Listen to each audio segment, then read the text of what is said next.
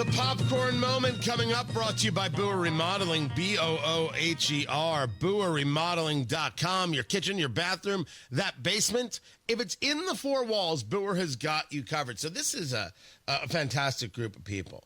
Rob and Kathy, the whole team that they have for over 2 decades, taking care of the people of Central Indiana. And actually, when you're in their showroom, and they have got a showroom.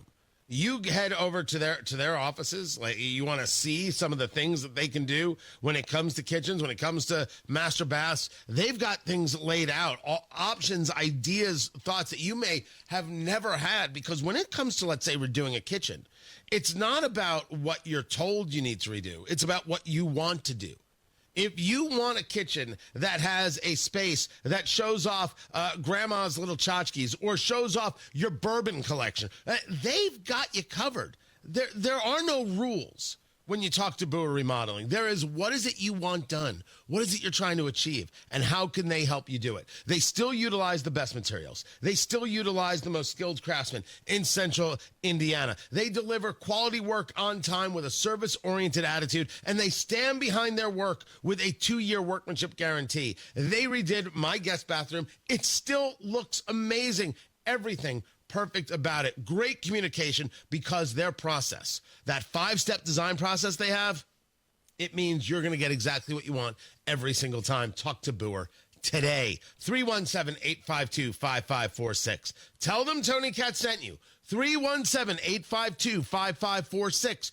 Booher Remodeling, 852-5546, or online at Booher, B-O-O-H-E-R, BooherRemodeling.com. The popcorn moment. Let's go.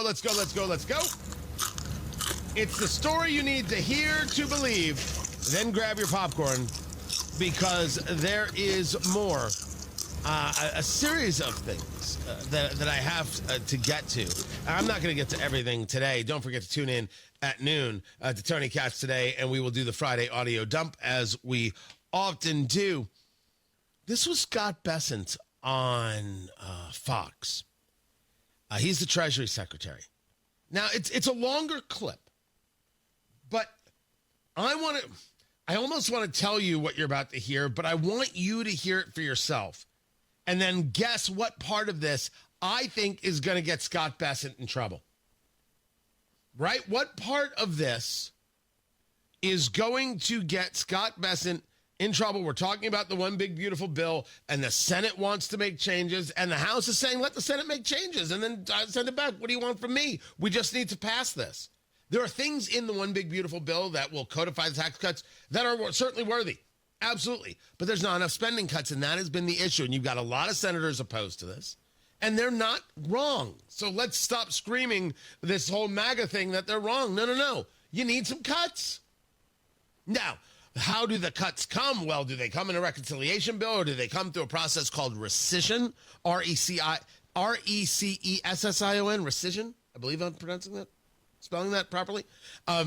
Which is another process that doesn't involve that 60-vote threshold. Everything is designed to not have what's known as cloture, starting debate and stopping debate to then get to a vote, to keep the Democrats out of it. That's what's being done here. We can all be perfectly clear about that, because somehow Democrats are opposed to tax cuts again. But they need more cuts to get some Republicans on board, and they're not wrong in my view. But this is Bessent, Treasury Secretary, talking about it. It's a longer clip, as I said. Listen, you tell me where the story is here. I think Elon came in and in 100 days did some very important work. And I would characterize two principles with DOGE here. One is the absolute level of cost cutting, which Elon has set in motion. So DOGE is not going to end with Elon. It is a way of thinking about cutting costs, and it's also a way of thinking about making the government more productive and more efficient. So, I would expect that these would be the initial savings, and they will continue from here.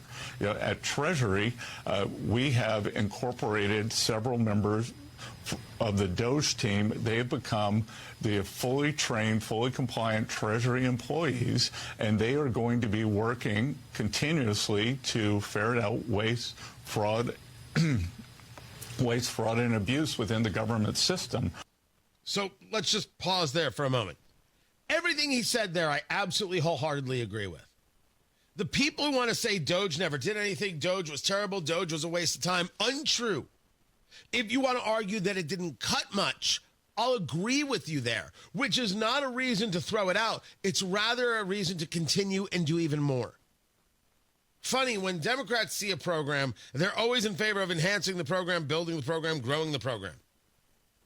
Somehow, when the political right wants to put in a program to get rid of all that waste, fraud, and abuse, it didn't cut enough, get rid of it. 50% of something is better than 100% of nothing. The cuts are good. And that these guys who were part of his team are now Treasury employees and they're going to keep going. I love every part of this. So far, all good. And I think this is important what he said. Now. So I think that the meter is going to keep going with these savings. And then on the other side, we're going to deliver a better product to the American people. Because Brett, I lived in New York, I lived in Florida, and the state of New York spends about $235 billion a year. State of New York spends about $235 billion a year. State of Florida spends about $125 billion. Both states have approximately the same number of people, but Florida doesn't have an income tax. And I can tell you, having lived in both, it's better not to have an income tax, and Florida gives better services. So we want the U.S. to be more like Florida, less like New York. Okay. Maybe I'm getting full meta here. Maybe I'm getting ahead of myself. What's the problem with that statement? What's the problem with that statement? I didn't ask producer Carl to even listen. He might be doing work. Producer Carl, I'll ask you. What is the problem with that statement? That he wants America to be more like Florida and less like New York. I don't see a problem with that. What did I miss? The problem, as I see it, is not a problem for me. It's a problem for MAGAville, because that's giving all the credit in the world to Ron DeSantis. And politically, I think that's going to be a problem. Tell me I'm off base here.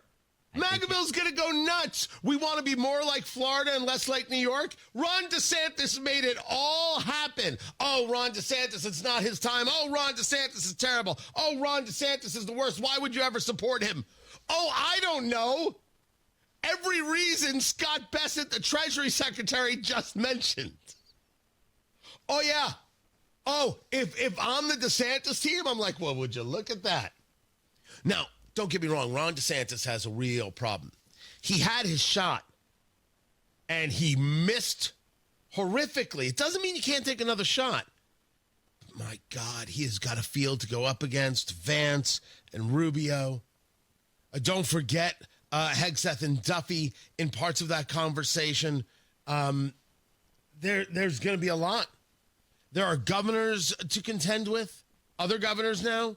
Does anybody think that Sarah Huckabee Sanders will forever be on the sidelines in Arkansas? No. He had the moment and momentum, and a team that screwed him with his pants on, and that is his fault because he didn't lead that team. And yes, he has a real issue with connection. I don't care about that part. I just want the guy to do the work. Personality is not the thing that moves me on any level of election. But if you're one of these guys already part of Team Trump in the cabinet, in the administration, you hear that, you're like, what are you doing to me? That hit me like a ton of bricks. Oh, the fact that Bessent is right? Yes, you want to be more Florida and you want to be less New York. Absolutely, positively true. And now that Ron DeSantis is talking about getting rid of property taxes, hey, Mike Braun, governor of Indiana, let's do that. That is something.